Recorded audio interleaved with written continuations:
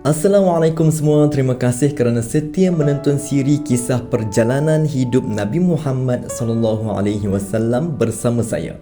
Sebelum kita mulakan cerita untuk hari ini, saya nak minta maaf atas kekeliruan dalam video sebelumnya. Sebenarnya, saya ada tersalah fakta tentang kewafatan ibu Nabi Aminah binti Wahab dan juga peranan Abdul Muttalib dalam menjaga baginda. Untuk dua episod sebelum ni, episod 5 dan juga 4. Sebenarnya, Aminah wafat semasa Nabi berusia 6 tahun. Dan selepas itu, baginda dijaga oleh datuknya, Abdul Muttalib. Terima kasih kepada yang menegur kerana ini satu peringatan bagi kita semua bahawa dalam menyampaikan ilmu, kita perlu sentiasa tepat dan jujur.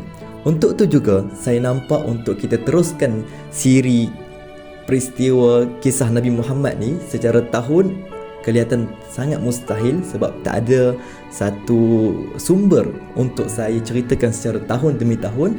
Dan bermula daripada video kali ini, kita akan sambung dengan peristiwa demi peristiwa yang berlaku, bukan berdasarkan tahun. Apapun, jom kita mulakan cerita kita hari ini. Hari ini, kita akan mendalami lebih lanjut tentang tahun ke-6 selepas kelahiran Nabi Muhammad SAW. Yang ni saya mention tahun sebab apa? Sebab tahun ke-6 ni memang ada perkara yang penting, memang ada satu perkara yang besar. Pada tahun ke-6 Nabi Muhammad SAW bersama ibunya Aminah binti Wahab mereka telah melakukan satu perjalanan yang penting, iaitu ke Yathrib, yang sekarang kita kenali sebagai Madinah. Menurut catatan sirah, Aminah membawa Nabi untuk menziarahi kubur suaminya, iaitu Abdullah di sana. Perjalanan ini adalah salah satu simbol kasih sayang seorang ibu yang ingin mengenalkan kepada anaknya kepada tanah kelahiran ayahnya dan keluarganya di Madinah. Bayangkan, Nabi Muhammad SAW yang masih kecil, dia merasakan betapa sayangnya ibunya kepadanya dan bagaimana mereka mengharungi perjalanan yang jauh lebih 400 meter ini sama-sama. Menurut catatan sirah juga, Nabi tinggal di Yathrib selama sebulan bersama ibunya dan pembantu mereka, iaitu Ummu Aiman. Di sana, baginda berpeluang untuk mengenal keluarga sebelah ayahnya dan merasai keindahan suasana di Yathrib. Tetapi, takdir Allah itu penuh dengan hikmah yang tersirat, yang kita pun tak tahu. Sebab apa? Dalam perjalanan pulang ke Mekah, setelah Nabi dan juga ibunya menempuh perjalanan yang jauh, sesuatu yang sangat menyayat hati berlaku. Tiba-tiba, Aminah jatuh sakit di tempat yang bernama Al-Abwa. Al-Abwa ni dia terletak antara Mekah dan juga Madinah. Penyakitnya ni semakin tenat dan pada saat-saat akhir dia melihat wajah anaknya yang suci dan berkata beberapa kata yang sangat menyentuh hati. Walaupun sebenarnya tidak ada riwayat yang menceritakan secara detail apakah kata-kata terakhir Aminah ni. Tapi kita boleh bayangkan bagaimana perasaan seorang ibu yang tahu dia akan meninggalkan anaknya buat selama-lamanya. Menurut catatan sirah lagi, Aminah akhirnya meninggal dunia di situ, di pangkuan anaknya. Bayangkan seorang anak kecil berusia 6 tahun yang baru sahaja kehilangan ibunya, seorang yang telah memberinya kasih sayang sejak daripada kecil, kini tiada lagi di sisinya.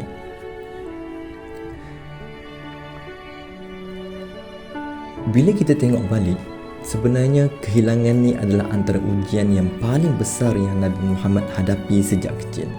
Setelah ayahnya meninggal sebelum kelahirannya, kini ibu yang paling baginda sayang pula pergi. Baginda terpaksa merasai peritnya kehilangan pada usia yang begitu muda. Namun, apa yang menakjubkan ialah baginda tetap tabah dan kuat. Allah Subhanahu Wa Taala sebenarnya sedang mempersiapkan baginda untuk tugas yang jauh lebih besar pada masa akan datang.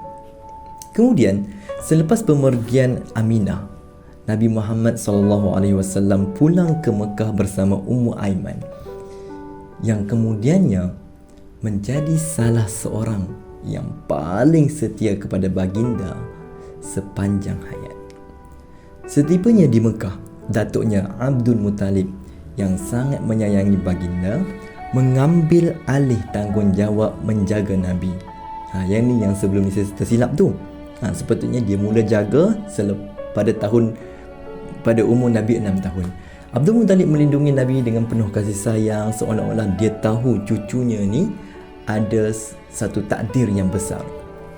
Menurut catatan sirah juga, Abdul Muttalib selalu memberi perhatian yang istimewa kepada Nabi, memastikan baginda tak pernah rasa kehilangan, meskipun baginda dah rasa 2 kehilangan sebelum ni. Walaupun Nabi Muhammad ni yatim piatu, Allah telah meletakkan insan-insan yang baik di sekelilingnya. Abdul Muttalib menjaga baginda dengan penuh kasih sayang dan rasa hormat. Baginda Nabi Muhammad SAW juga sering dibawa ke tempat-tempat penting, termasuk di Kaabah, di mana baginda diperkenalkan kepada suasana masyarakat Mekah. Ini adalah satu pendedahan awal yang Nabi dapat tentang masyarakat di Mekah.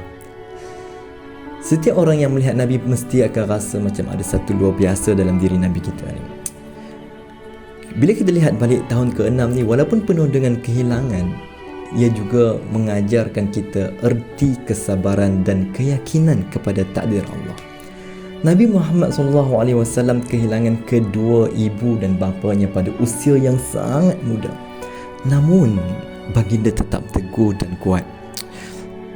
Dari situ kita dapat lihat yang Allah sedang membentuk sifat-sifat kepimpinan dan ketabahan dalam diri baginda Nabi kita yang akan menjadi contoh kepada umat Islam di seluruh dunia.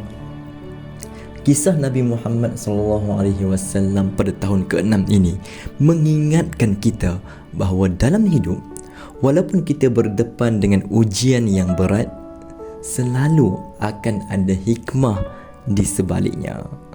Kehilangan orang yang kita sayang tu bukanlah akhir kepada segalanya, tapi satu peringatan bahawa hanya Allah sahajalah yang sentiasa ada bersama kita.